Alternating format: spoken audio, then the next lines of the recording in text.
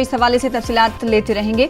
तो हाथरस मामले में मथुरा पुलिस ने 4 मुश्तबा अफराद को गिरफ्तार कर लिया है। जराये के मुताबिक मथुरा पुलिस ने मॉन टोल प्लाजा पर इन चारों को पकड़ा। इनका ताल्लुक पीएफआई और सीएफआई से बताया जाता है। चारों नई दिल्ली से हाथरस जा रहे थे।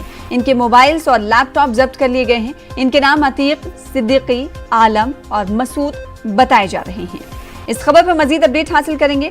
हमारे साथ हमारे नुमाइंदे ऋषभ मनी जुड़ रहे हैं। ऋषभ, 4 मुश्तबा अफराद को गिरफ्तार किया गया है, जिनके नाम भी कुछ देर पहले अपने नाज़रीन को हमने बताए। इस हवाले से क्या कुछ जानकारियां मिल पा रही है, इन्हें कहां ले जाया गया और कुछ बिंदु या नुकात निकल कर सामने आ पाए हैं?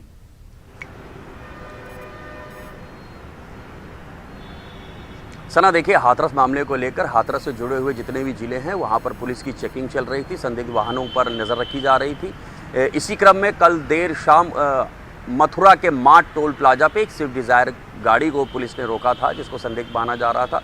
उसमें 4 युवक बैठे थे। उन 4 युवकों से जब पूछताछ की तो पता चला कि वह हाथरस की ओर जा रहे थे। उनसे हाथरस जाने का कारण पूछा गया, गाड़ी की तलाशी ली गई तो उसमें से कुछ ऐसा भड़काऊ साहित्य मिला जो हाथरस मामले से जुड़ा हुआ था।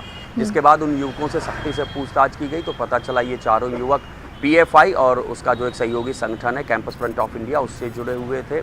इसके बाद इन चारों युवकों का फिलहाल धारा 151 शांति भंग की जो आशंका कहा जाता है उसमें इनका चालान किया गया।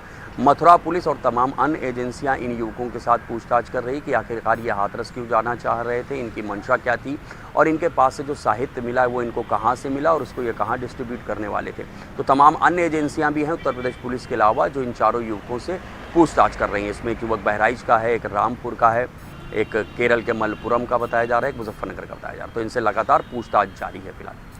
तो पुलिस और कई इंटेलिजेंस एजेंसियां पूछताछ कर रही हैं। पूछताछ में देखने वाली बात होगी कि क्या कुछ निकलता है, क्योंकि कहा जा रहा है कि कुछ मवाद हाथरस के ताल्लुक से थे, जिसके बाद इन पर शक जाहिर किया गया और इन्हें गिरफ्तार किया गया। बेहद शुक्रिया ऋषभ हमारे साथ जुड़ने के लिए, इस हवाले से तफसीलात देने के लिए।